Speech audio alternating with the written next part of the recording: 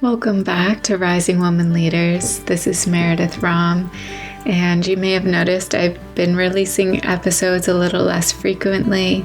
This is really just as I am fully embracing this first year as a mother. I've been going through very much of a transformation, and I feel like this time really does relate to that energy of the caterpillar making a cocoon, becoming this chrysalis, and eventually emerging from that cocoon as a butterfly. But there's a period of time where the caterpillar pretty much turns to mush and doesn't quite know yet it's becoming a butterfly, and it takes some time for that to be transformed. So as I'm in this phase, I will continue to share episodes, also just giving it space and permission to be as frequent as that needs to be. I'm excited to share this conversation today with Becca Piastrelli. We got to talk about transforming from maiden to mother, those first 2 years postpartum, the act of letting go and surrender, Becca's journey with postpartum depression/anxiety. We talk about loneliness and new motherhood, longing for community, how to build community, as well as ritual in new motherhood and what it could look like to ritualize these different markers that we come across, as well as untangling patriarchy and this energy of feeling like we always have to be doing.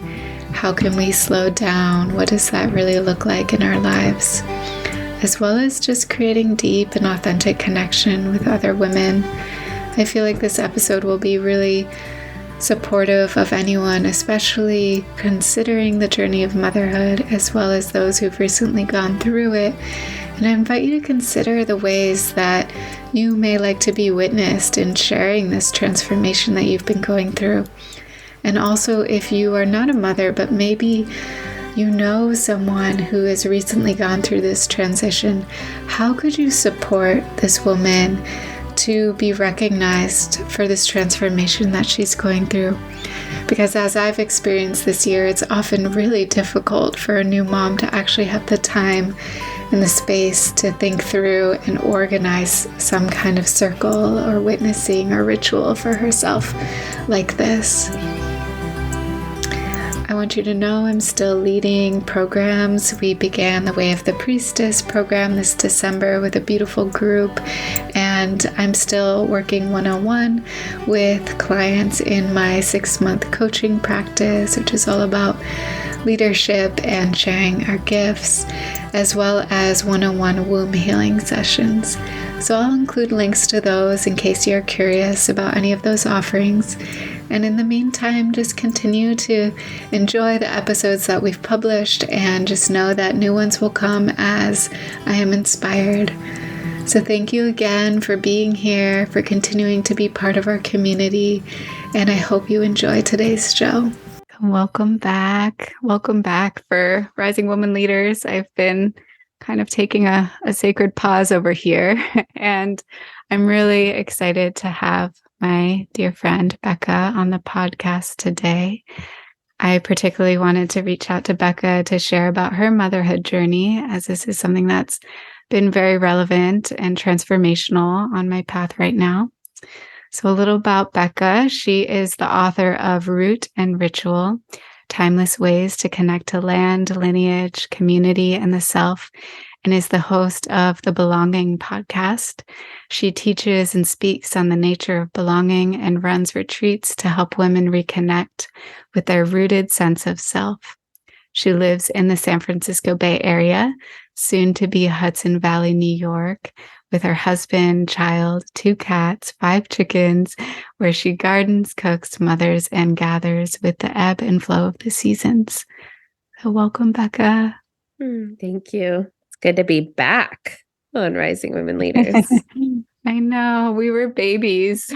We were literal babies before the babies. Yes. So much has changed and evolved and grown. And of course, there are still threads in your business from then and to now. And I see it having expanded and really rooted in what you are here to do and to share. And maybe, is there anything you want to share just in your own words around what, what your business looks like right now, what you feel passionate about, what's alive for you in that realm of service? Yeah, I feel like the layers of the onion I'll be peeling for the rest of my life has to do with this idea of belonging, of feeling at home in so many senses, in the world, in our bodies, with the living world, in community. And then having undergone the transformation of, I'm still in it, I'm still in the portal of matrescence, to really realize how much my work is deepening me into particularly the cultivating of meaningful community, or this concept of revillaging, and a real understanding that human beings go through radical life transitions, rites of passage, and honoring how that activates and shifts and challenges and grows us, and then how that relates us to our communities and the world and how we walk. So I had this whole body of work for 8 years before I had a child. And then now in the last 2.5 years since I've given birth, it's only deepened, which was a relief, because I was like, am I just going to throw this all in the trash? Which totally would have been okay, because it's a new embodiment for so many of us after these big life transitions, not just having children. And for me, it was like doubling down on these values that I was developing before becoming a mother.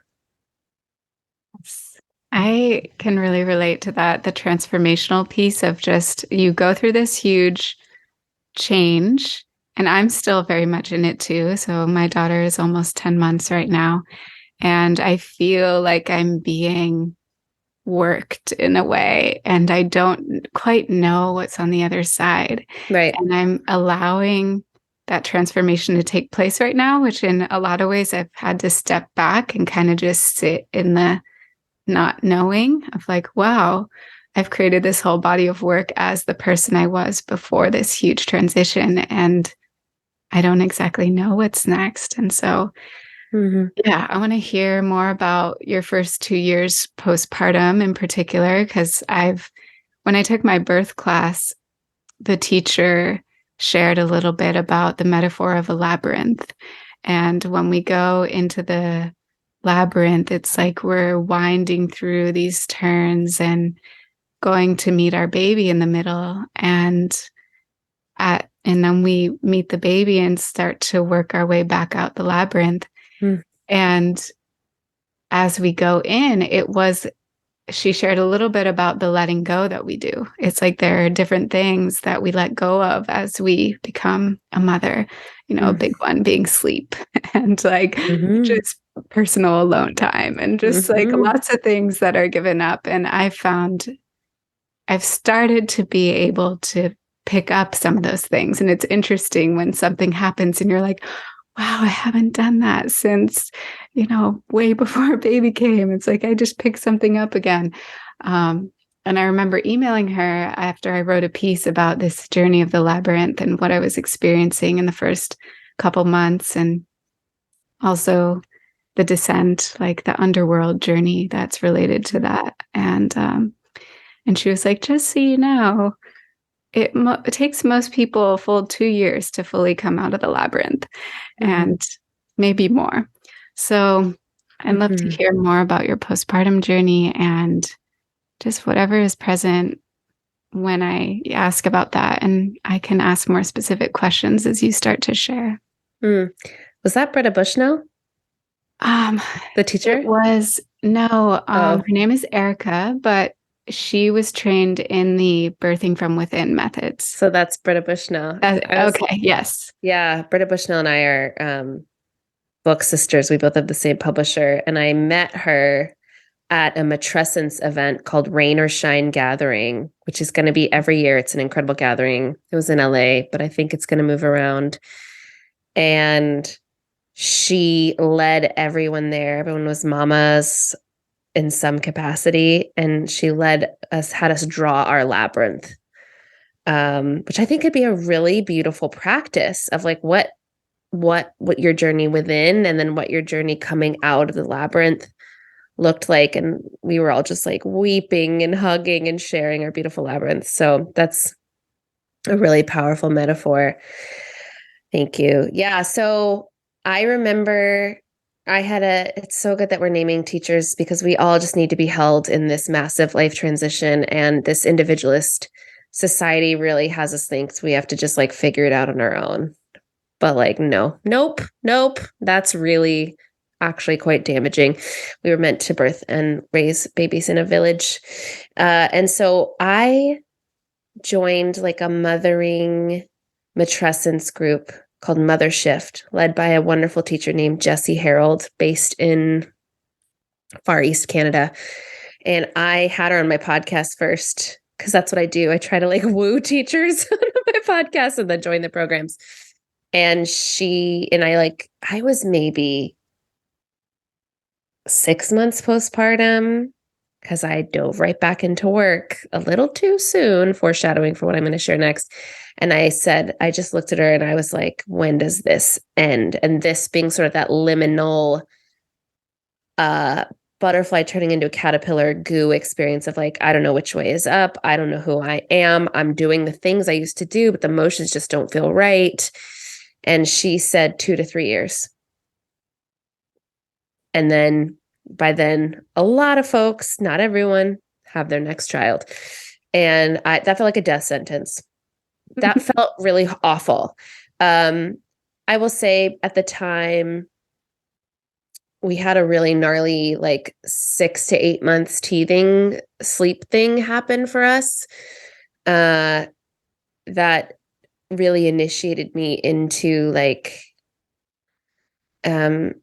not quite psychosis, but a real sense of like the shattering of my reality, like a reality distortion experience that was partially because I wasn't sleeping well, and partially I think a real invitation, really mirrored my labor and birth experience, of an invitation to really just like let go of every plan I made, let go of every single way I saw myself. I saw myself doing this, my opinions of myself, the pre-birth decisions I would made about my parent. I mean, it was a real, like, on my knees in the dirt of the earth kind of a experience. I remember one night, like, praying as my baby just like would not settle because she was teething, just like crying on the ground. And I share that with every mama I know who's having a really tough experience with sleep, to be like, and I've had so many other mamas be like, I had that moment. They talk about their like knees to the ground moment. So when she said 2 to 3 years, I just thought like, what? This isn't going to be over soon. This quote being, a feeling of being changed and not knowing what into. And also a feeling of like grappling with the parts that I was grieving, like personal time, like sleep. And by the way, I sleep 9 hours a night. My baby is 2.5 and I sleep 9 hours a night and I'm still breastfeeding. So I just want to name that, because when I was in the hard parts, I would look to the mamas a little bit ahead of me as like anchor points for what's next. This is all village work. So I now see, being 2.5 years postpartum, that I'm emerging. I fully feel the emergence. And it doesn't mean I know exactly what's going on, but I have a lot more comfort with surrender, a lot more comfort with just responding in the moment, a lot more comfort with being with whatever my body's telling me. Just like I'm more of the earth now. I think before I was like in apprenticeship to the earth and in study of the earth, and now I am the earth, which I've always been.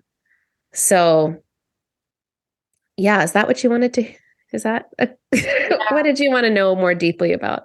Yeah. Did you have any rituals or witnessing or like marker points during those 2.5 years? What were those like for you? Yeah, at the same time I've been postpartum, I've also been writing, editing, and publishing a book about ritual, which also made it very challenging for me because I had to start working a month postpartum, Wow. which I would not recommend if you don't have to. But I was contractually obligated, and it all serves. It all serves in the greater picture. And so I was being interviewed about and writing about ritual. And so that was a beautiful way to remind myself that I am a creature of ritual and that ritual is like the balm of like life, especially for those of us who are experiencing challenge or loneliness or like dark nights or moments of tension.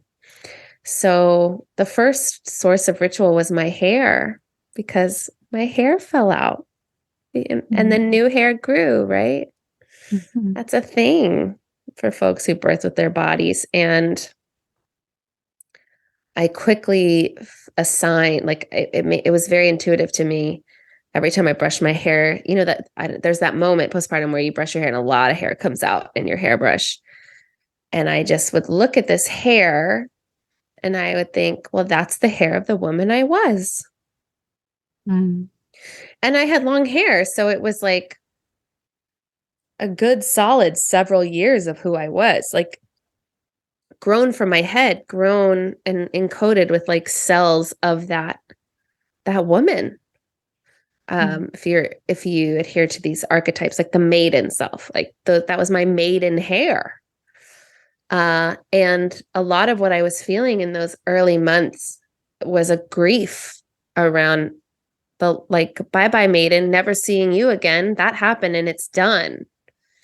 And I wonder if a lot of new mothers are feeling feelings of grief and maybe coding them to other feelings. But I can only speak for myself that I was mourning the loss of my free time. And I was like all of a sudden having fantasies about how I could have better spent my 20s, like I was all of a sudden like missing these little moments that just I won't have for a long time or ever. And so to have like a physical manifestation of that woman I once was, felt really powerful. So I still have on my altar on the other side of this computer, an abalone shell with some of that hair and also like my the umbilical cord, like dried into a spiral. And I don't know, I'm waiting to be told like what to do with that. I think it might have to be a burial thing before I move to New York. But yeah, I put some in the garden. I burned some because I realized like ritual isn't for one main moment. I needed ritual every day. I needed moments. I needed the same ritual over and over again. I needed little moments of ritual to help me process this very big deal initiation, life transition I was going through. So that was the big one. The other one I often share that feels important to share is when I was really sleep deprived and feeling helpless and a little bit like, like someone come save me. And the realization that no one was going to come save me was my precious shower time, when it's like you've always got baby on you, but you get a moment, you hand the baby to your partner or someone else, and you take a shower.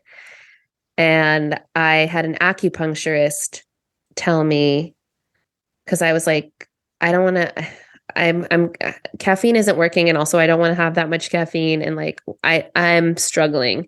And she said, like, there are different sources of energy that like you can call upon. Like you can call upon the waters, you can call upon the earth, you can call upon your ancestors who they too were rocking their babies all night and then needing to like do things during the day. And so in my like 5-minute showers, as the water would like pour over my head and body, I would ask it to like very specifically energize me enough to get through that day. And that was very, very precious to me, that experience. So those are two. Mm-hmm. I can so relate to that. Yeah, the showers are the time of renewal. It's like the greatest gift to have that time. Yeah. Yeah, I remember feeling just like so really wanting to be witnessed after I went through some of those really hard moments. It was around 5 months. And so we birthed our daughter in Colorado. We're living close to family, thought we were going to continue living there. And universe kind of like changed things around and opened things up for us to move back to California. And we did that. And Ella was about 5 months old.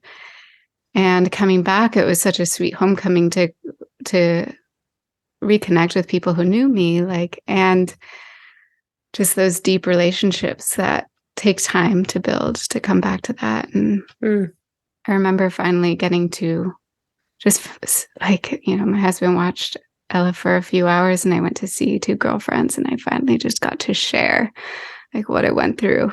And some of those like come to Jesus moments are just like at the rock bottom, and how healing that was just to share it, just to be seen in that. And over those next 2 months, because so many times I was like, oh, I'm going back to work. I'm going back to work. And I had to keep pushing it back because just unexpectedly it was like, not ready yet, not time. And so one of those times I was like, okay, we're finally having the nanny come. I'm ready to go back to work. And I realized like my cup is empty. Like I need to fill up this cup before I can actually show up and hold space for clients and show up how I want to show up. And I was grateful to connect with a postpartum group and also a ritualist who, when Ella was around 7 months, came over and like helped us create this whole ceremony that included burying her placenta because it felt like, okay, we're time to do that.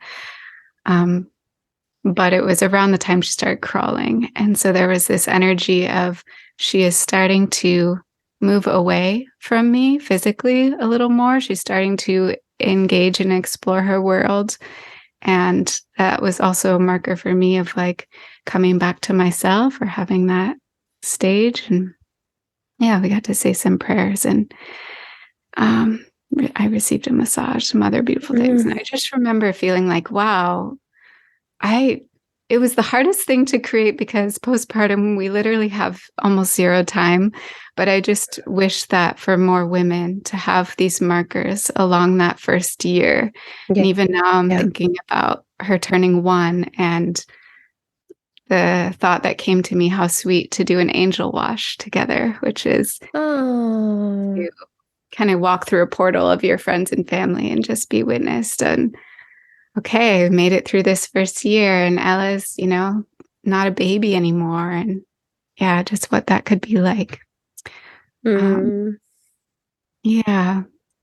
did want to ask you, I'll see if there's anything you want to respond to in that, but I do want to ask you a little more just about postpartum depression and anxiety and your experience of that. Yeah, I'll dive into that because I've shared pretty far and wide about my experience,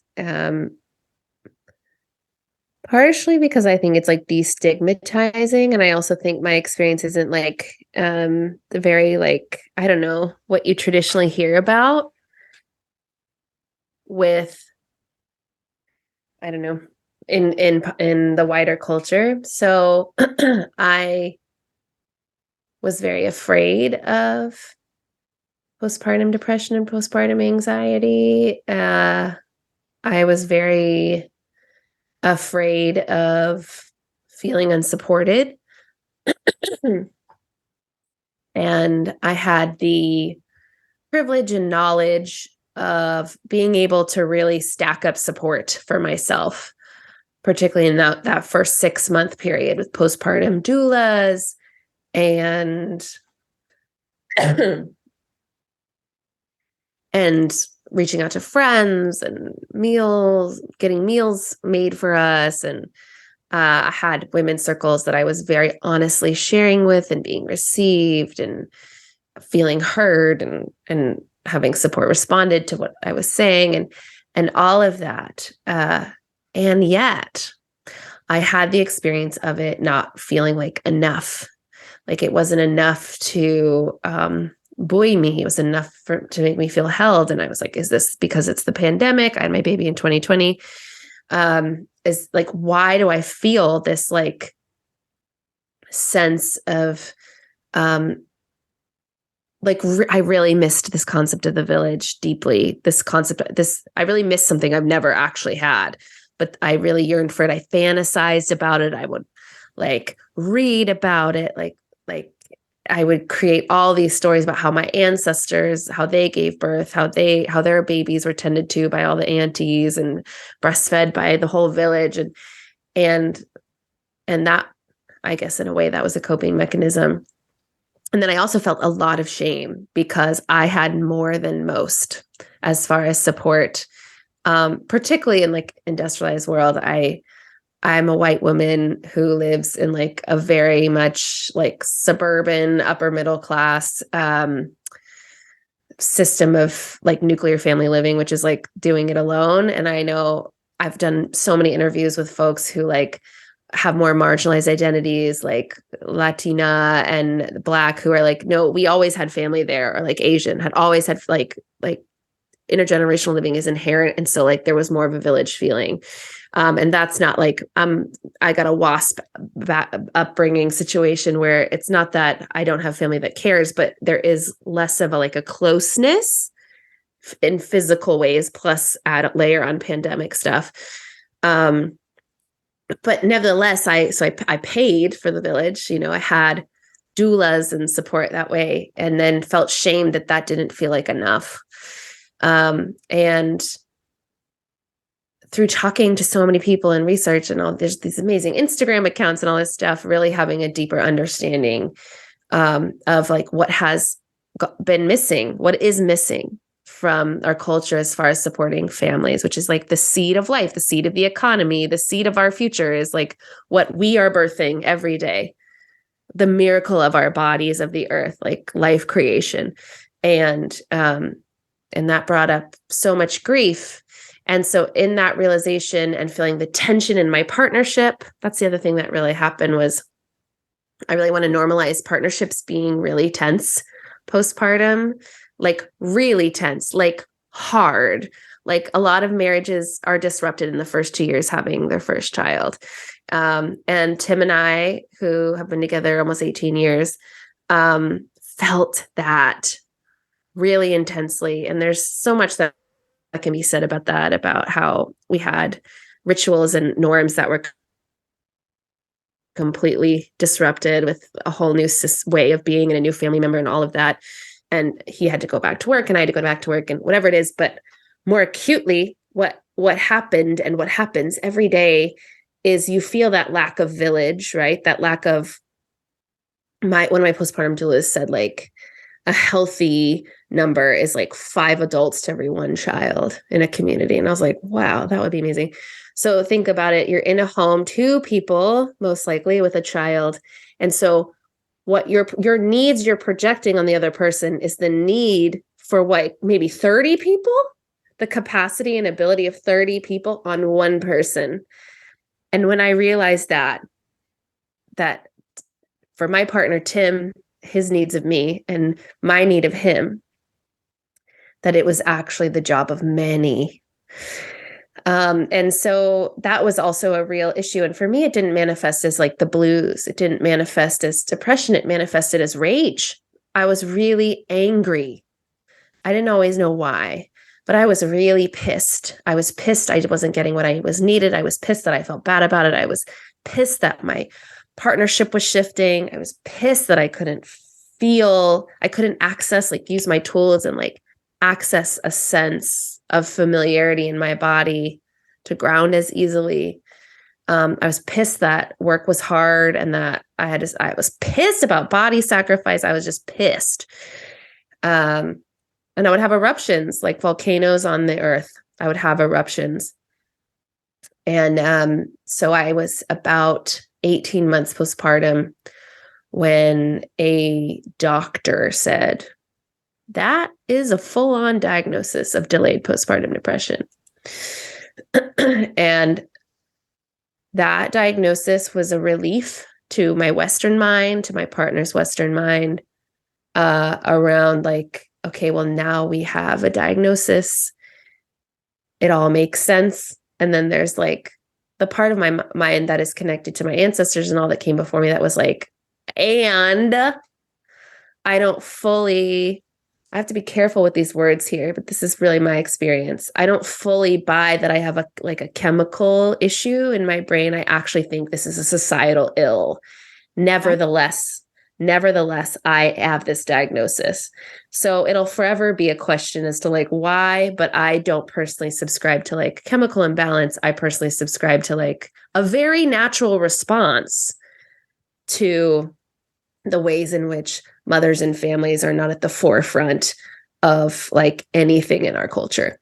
So, so then I went on a journey of treatment. It meant taking a second maternity leave. Basically, I just stopped everything in my work and I had momentum. I had a book out in the world. I was like visible. I had to like shut down things with my clients. Some of them were really upset with me. Like I fully had to be like, this is an emergency and it needs to be taken seriously. And my efforting to pretend it's not happening or think I'm going to get over it soon. I'm going to get over it when she sleeps through the night. I'm going to get over it when we stop breastfeeding. I'm going to get over it when I start working out again. I'm going to get over it like when I get a nanny. But I wasn't getting over it.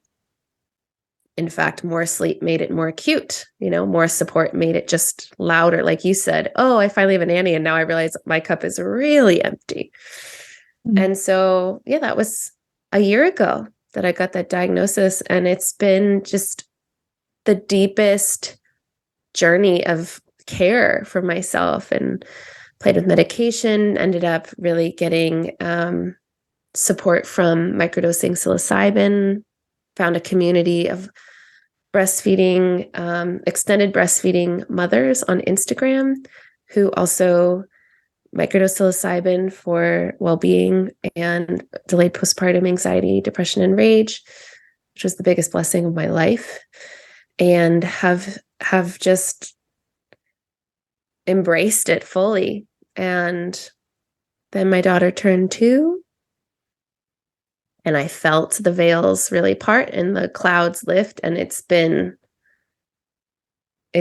getting easier and easier.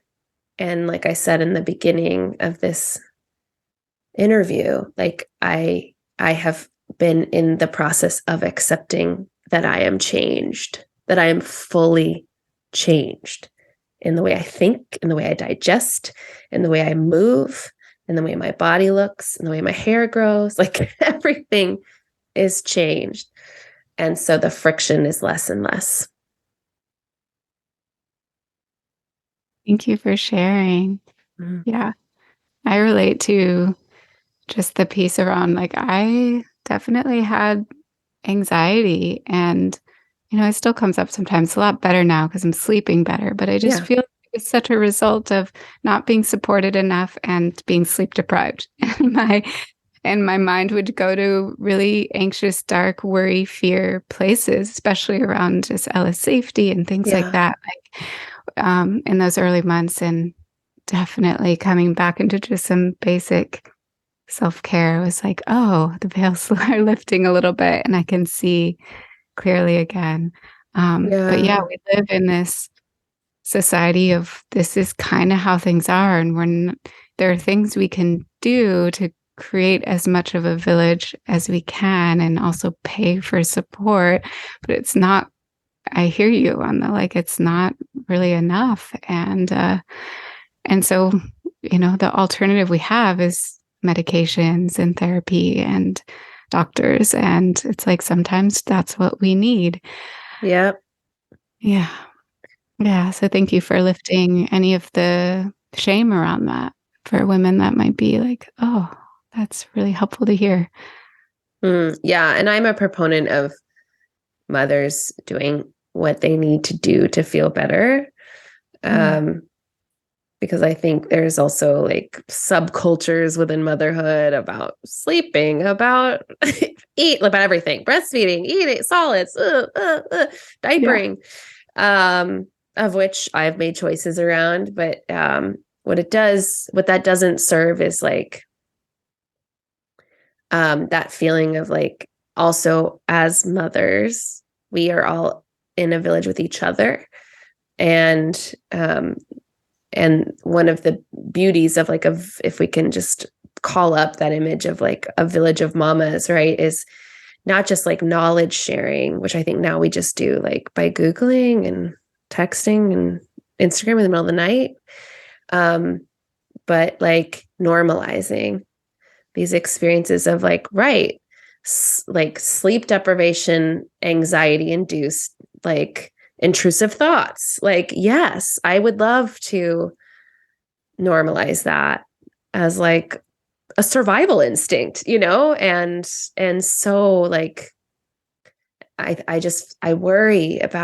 truly worry about the mamas who are alone in their homes doing it on their own and thinking something's deeply wrong with them. I just really want to say, like, for all of them, I wish for some experience of connection with other mamas, whether they're in the same situation or have a little more experience to help normalize what they're going through. Yes. And this was so yesterday I was asking my husband, because he has three siblings who've all had kids before us, and they're in pretty mainstream culture. And I'm just like, how come none of them told us about this? I Like, know. I was like, is it because they didn't experience it? Or is it just because we always talk about transformation and uh, growth and spiritual things that we are experiencing it so deeply? Or it's just, I think it's there in the whole mainstream of so many people becoming mothers, but I guess it's just not talked about. It's more taboo. It's just, and it's so weird because there are the most beautiful, fun, sweet moments. And when I do finally have a moment to sit and post on Instagram, I want You to want to share share my that? joy. I want to Yeah. share, like, look at our beautiful picture of us, and because that's there too.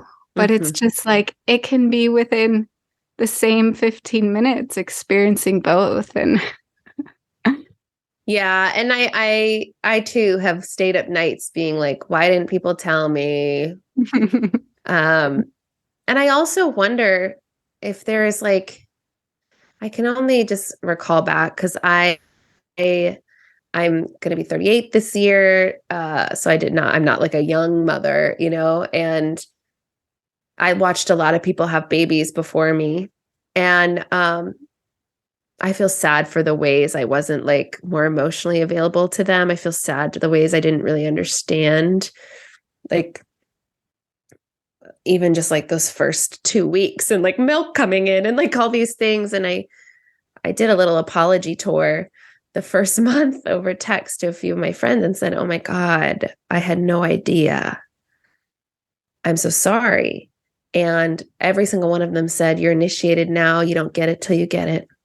You don't get it till you get it." And I wonder how much I just didn't even hear as a pre-parent, as a maiden self, what was being told to me because a part of this is the experience of it, and maybe I was told I didn't get it, or I was overwhelmed, or I was scared. There's so many, and also everyone has a different experience. But I've just had so many conversations with moms of younger children where we've all been like, no one told me how to swaddle.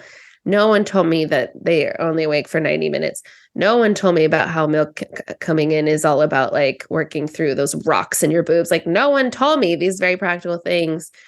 And it's like, yeah, because we were meant to be sitting together, watching each other do it and like knowledge sharing in the moment. Yeah. So it's it's a gap. It's a gap we're feeling. Yeah. And also my husband talks a lot about like as a father's perspective, also like why wasn't any of this covered in school? And like why wasn't I any of this in know. the curriculum? Right. Because if there's one guarantee, it's babies are coming. Totally. Yeah. Totally. Yeah. Why isn't it? I hope it shall be once more. Yeah. Well, one thing that I'm setting an intention for and starting to put energy and effort into, and I could ask your thoughts on this because there is a lot of loneliness in motherhood, and I really do like want that village. And I keep seeing as I've come back to a place I've lived before, yes, I have my friends who knew me as a maiden and are still maidens, but I am creating new community and I want to connect with other women on this journey. And I've started to just put those seeds out and they're coming back and people were like, "Oh, I know this person," and they're different. And I barely even have the time to actually like follow up with any of them or to actually make it happen. It's just a lot slower pace around, okay, and then my daughter is only awake for 3 hours and then we're, trying to work with schedules and nap times and where to meet and all the things. And even then you get in a room with someone and it's like you're just watching the baby the whole time and you get a little bit of sharing happening, but it's not the same as when we sit in like a quiet circle and share our deep hearts. And oh, don't you miss that? yeah. So what are your thoughts on just creating community in motherhood and that whole journey? Yeah. Thank you for like naming the challenges.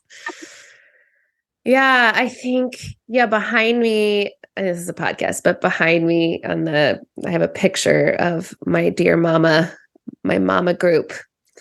That's on my birthday. We all got the papas to put the babies to sleep, which for some was a real negotiation because they're still nursing to sleep. And we all went to dinner together in dresses, in nice dresses. And our kids are 2. Let me just say, our kids are 2. And it was like, we were high. We were like so happy to be doing that. And this group, okay, so I like to give like the practical.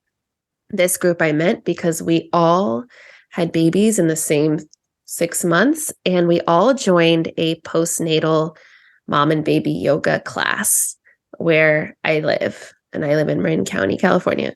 And it was 2020, so at first it was virtual, and then they decided to do one class outside, and we all went, freezing cold, rain, we didn't care. We bundled our babies and we went. We barely did yoga.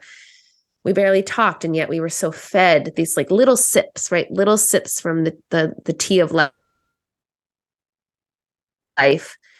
And just to like, and then someone would be like, "Oh, I had this issue with this diaper rash," and someone would give a tip, and it was like gold. It was like gold. And then we all decided like, okay, we're going to meet up at a park with our babies. And yes, like half sentences, like barely, but we just kept doing it. And we all knew nap schedules, and we all knew it would be quick. We all knew it would be an hour max. And if someone had to go, someone had to go, like someone had to cancel. But what I realized was powerful for me. And I'm like, you and I are women who used to sit in circle and share our deep hearts for a long time. Like that was our jam. Yeah. And it will be again. But it's all about like consistency. This is why I think proximity is so important. Like in that first year, you really don't want to go too far from home because maybe your baby doesn't love the car, or you've got naps or whatever. Everyone's got their thing. And so it's like hyper local. So we all live 1 or 2 towns apart. We all had babies around the same nap schedule. And then we would meet up and then dip out often, at least a couple times a week. And that fed me more than like scheduling a thing. And I don't know about naps. And then I can't tell you how many walks I scheduled people I had to cancel half the time because my anxiety was so high, But these were just like dip in, dip out. didn't see you last week, see you this week. How's it going? How's their eczema? What's going on? What did the pediatrician say? In and out. And then it got deeper and deeper and deeper. And now we talk about our babies, but we're more talking about our marriages, our bodies, our fears, our careers. It blossomed and bloomed. And I'm not saying this is the model. It's just what I stumbled upon. But it gave me that theory that I think, and also there are virtual mom circles. I mean, I was in that mom circle mother shift with Jesse Harold. That was so beautiful. And, we all had babies crawling all over us or nursing on us or napping on us. And that's really beautiful. And I just speaking to that in-person village craving.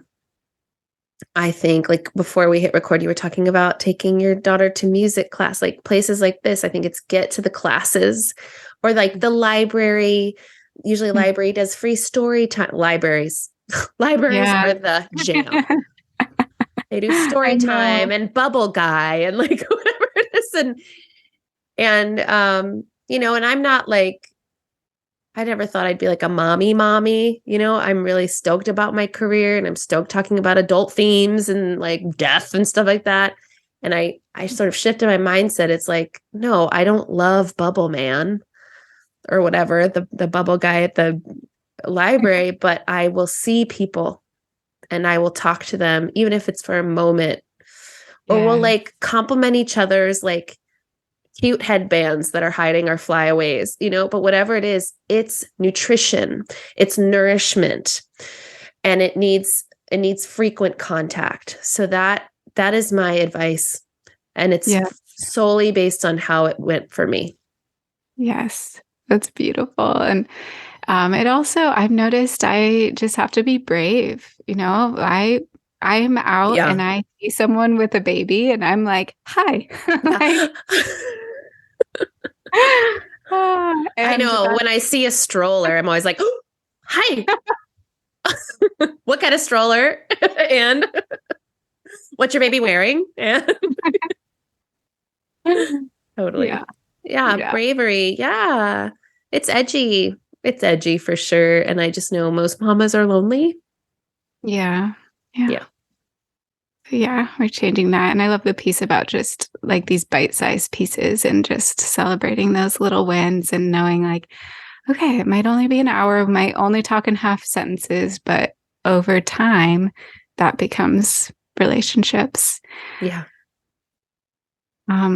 Tell me about your experience right now with slowing down and just the patriarchy and all the things that we are that we feel like we have to do, and how does that come up for you? What does it look like? What do you I know we all sometimes get back, it's our conditioning. We all get into those places of like, oh, I have the to-do list and I have to do all this and my daughter's napping and let me get all this stuff done. Oh yeah. So what do you have to share about just slowing down and just how that is for you? Yeah. What is it about when your child's napping, you feel like you have to get the most done ever? Yeah. Instead of like just lay down and stare into the, like, or just like pet your cat or like scroll, just for you, what is that? Yeah. I find that interesting. Yeah. I mean, I could talk about this all day. What is true is we live in a system that is many, many, many generations old now that treats human beings as machines. And so a lot of us have inherited beliefs that we are only as worthy or successful, or insert the word that feels like what you're chasing, as much as we do. And I think I said at the beginning, or accomplish, I said at the beginning, like, I realized I am the earth. And I think that's really helped me, that perspective of like, I'm literally like, my blood and bones are of this earth and will return to this earth. And yes, it's stardust too, but this earth is stardust as well. And this concept of an earth space. Like, I think about how when email, revealing my age as an elder millennial, but I remember when email came out, like we'd check our email every once in a while. And then at some point, smartphones became a thing, and then we could check our email all the time, right? Because you didn't have to dial up and turn off the phone and boot up the one family computer. Like now it's just like bloop, refresh on your phone, and there's your email. Or you have a notification that tells you of another email. And that pace, that's a very unnaturally fast pace. And this concept of earth pace, which I learned from a wonderful herbal teacher, Marisha Mirnowska, about like the earth's pace, like the pace of like something growing, the pace of something composting, the pace of like the way a glacier moves, or the pace of a rushing river. That's always going to be slower than the pace of technology. And sure, we have moments where we need to move quickly, but we need to gather energy to do that. And that it can't be consistently, because then we would run out of energy. And then what do? We burn out, right? And so that really interests me now more than ever as someone who feels like a definitive lack of capacity. Like I'd say pre-baby, I was always kind of a tired person. But I'd say I have like less than 50% of the capacity I used to have. And I'm told it'll come back, but it's not back now. And so I'm in this question of how I can embody the earth in the ways that there are like winter feels very different from summer as far as like the warmth of my bones, the way my body digests, the way my body wants to move, the way my body wants to sleep and rest, like just the way bears show us, just the way trees show us, just the way our garden flowers show us, right? And then how I can apply that to live a life that honestly feels better. And I remember in the first few months, or like the first year of having Atlas, my baby girl, realizing she didn't know what a clock was. And that kind of punched me in the gut. Like, she doesn't know what a clock is. She is just responding to like the sun, like circadian rhythms, and her body's cues. That's it. She doesn't know what a clock is. And I was like, I feel like if I don't really get intentional about it, the clock is like my master. Like it's everything. And then at the end of the day, when the clock tells me it's 5:00 and the nanny leaves, I'm like judging how much I got accomplished instead of like my daughter who's like, I think I need a snack. I think I want to cuddle you, mama. She'll even say, it's dark outside. Soon we'll have to go to sleep. And just like, because she knows the cues of nature in her body. So I think I just don't want to be the kind of mom, because I think about how I model living to my child, right? You've got these two eyes on you all the time now. You're the light of their life. And how I just don't want to be the kind of mom that's modeling for my child like clock worship and anxiety. And I'll be imperfect. I am imperfect, but I really want to model for her like a seasonal, cyclical way of being. Like tell her, oh, mama is bleeding. Mama's moving slower right now. Oh, it's winter. Yeah, it's darker outside. Okay, yeah, mama's feeling more tired. We're going to eat soup more. Like all these things that models for her and for my inner child that like we don't have to rush when it doesn't feel right.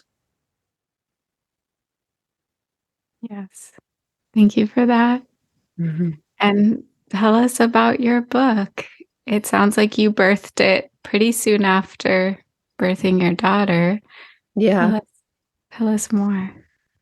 Yes, this book, this like cosmic contract I made with Atlas in this book. Yeah. So I got the book deal, and then a week later I got pregnant after not getting pregnant for like a long time and thinking I was literally looking up adoption agencies. Yeah. So they were the same in that way. And then they were due the same week. Wow. I know. I know. I dedicated the book to her, obviously. I also wanted that book deal. I wanted that baby and I wanted that book deal. I yearned for them, dreamed of them, and then they just came in together.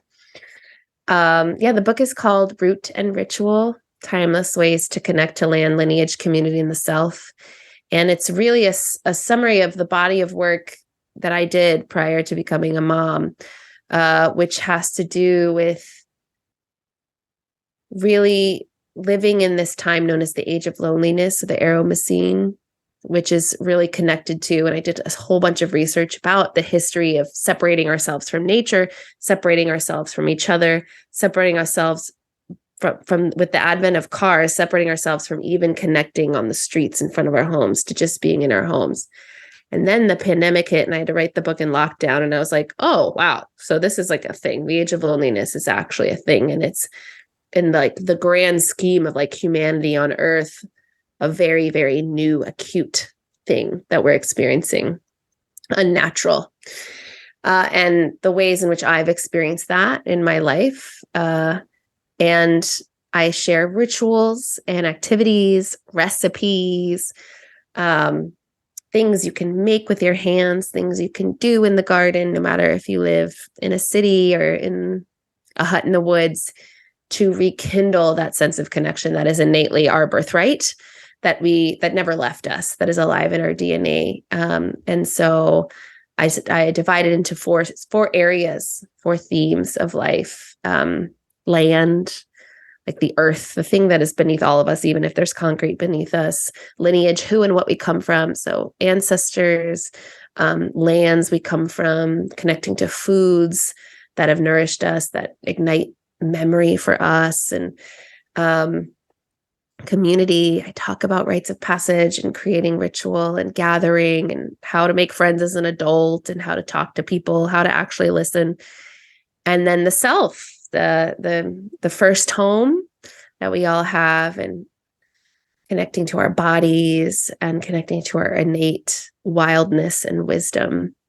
So it's a beautifully illustrated book with lots of practices meant to be on your coffee table or altar. And if you're interested, you can find it in all the places. Just look up Root and Ritual. So beautiful. It's such a journey to publish a book and to celebrate that and to have it. You know, I imagine you, when I hold my book, I'm like, wow, I really did that. You did it. Feel that proud, like that feeling proud. It's a big journey. So yeah. Thank you. And I can't imagine doing both at the same time. But I wouldn't recommend it, but it was the path for me, apparently. Yeah. Yeah. And I know you're getting ready at some point in the near future to move to Hudson, New York. Tell us about that.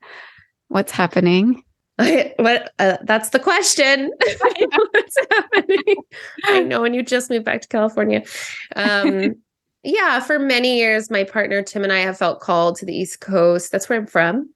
And for many reasons, the deeper experience of four seasons, reconnecting to ancestral homes.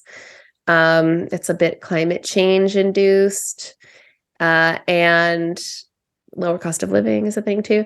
And so we were really calling in, like, where is it? Where is there a community that we can both come into and also create within? And my husband grew up on an heirloom apple farm. And so there's an idea of us walking the talk around raising our own food. That's a big passion, particularly of Tim's, and a space I can host gatherings. I can gather people and share skills, ancestral skills, and have people share their art and their music and all of it. So we found a beautiful valley in upstate New York near Hudson.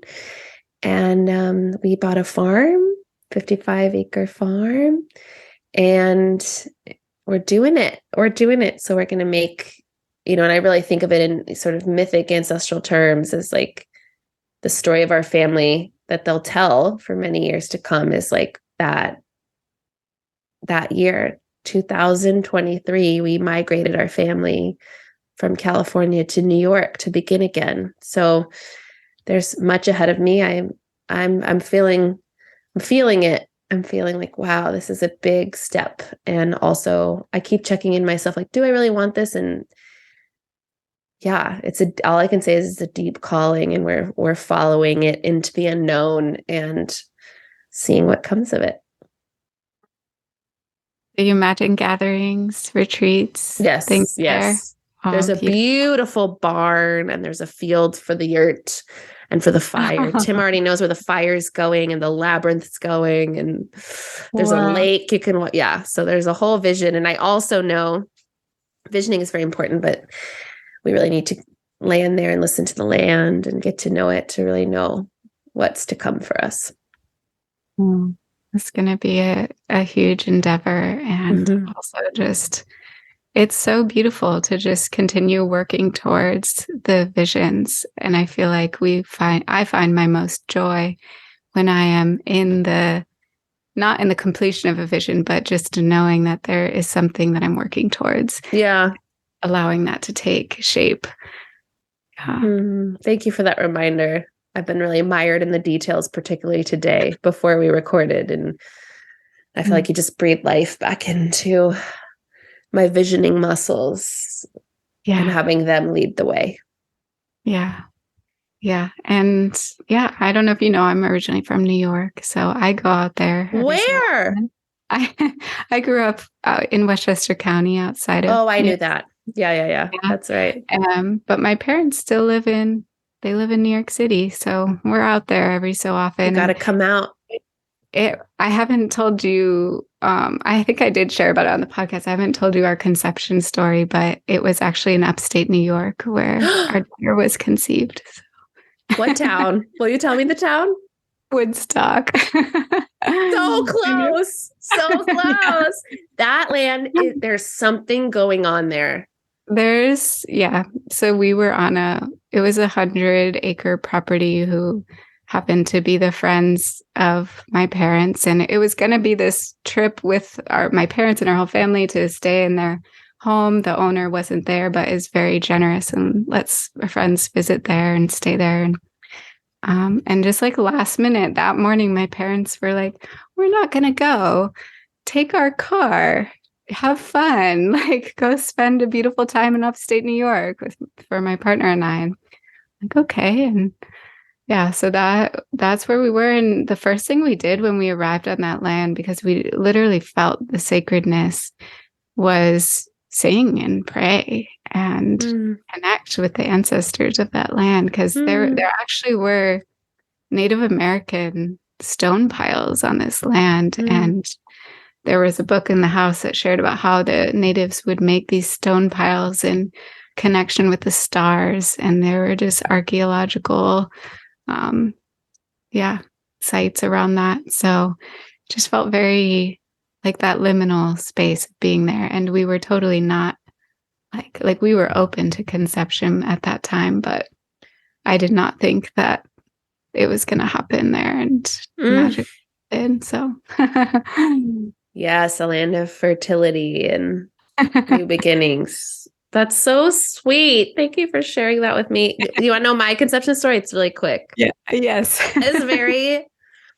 So we had 3 losses before Atlas came in, and those were really beautiful conception stories and like passionate, like love making, calling in a baby, and I'll just always cherish those. And my little sprightly little one. This was a 5 a.m. quickie before my partner, Tim, got on a flight to go to a men's retreat where he did some deep healing. So there's like magic in there, but people tell there's like, I was like, let's go. I'm ovulating. Let's go. And then she was like, yep, that's the one. That's so funny. That's so funny. Yeah. I've actually, so I was not on my, like usually ovulation around day 14. I think I was on day like 10 or 11 or something. So that's why I wasn't thinking that it would happen.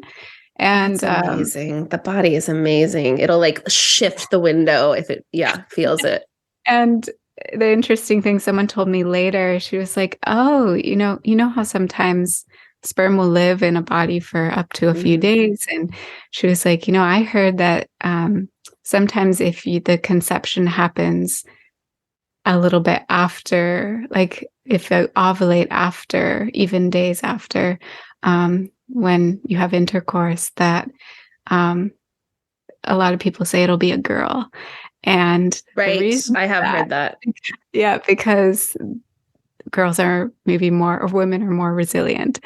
So that sperm had to, had to stay for a little bit longer and wait and really, yeah. That's what my friend shared, at least. So we'll never know for sure, but It's fun to think about, though. Yeah. Yeah. So, thank you so much for being here today and sharing your wisdom. And I'd love to hear we'll include your website and book and all the things, podcast in the show notes. Do you have any closing words for the people listening? Anything you want to leave people with today? Well, I thank you for your witness, people throughout time and space, for listening. This is always so healing for me to talk about. So I feel like the healing experience of sharing with you, Meredith, and everyone who's listening. So I thank you for listening. It means a lot. And if you are curious, yes, I have a podcast called Belonging. And if you're curious about more of these concepts I'm talking about with revillaging and rites of passage and seasonal living, I have a newsletter I send like twice a month called Slow and Seasonal. And if you go to beccapiastrelli.com/subscribe, you could sign up for that. Thank you so much. Love to just invite us and everyone listening to just take a moment and breathe it all in, and just the possibility and the ways that we do have to connect in this realm that we're in now on 3D Earth in this time. And my hope is that this podcast helps you all feel a little less alone on your path and on your journey. So may it be so, and so it is. Blessed be for being here, Becca. Thank you for sharing your wisdom with us. Thank you.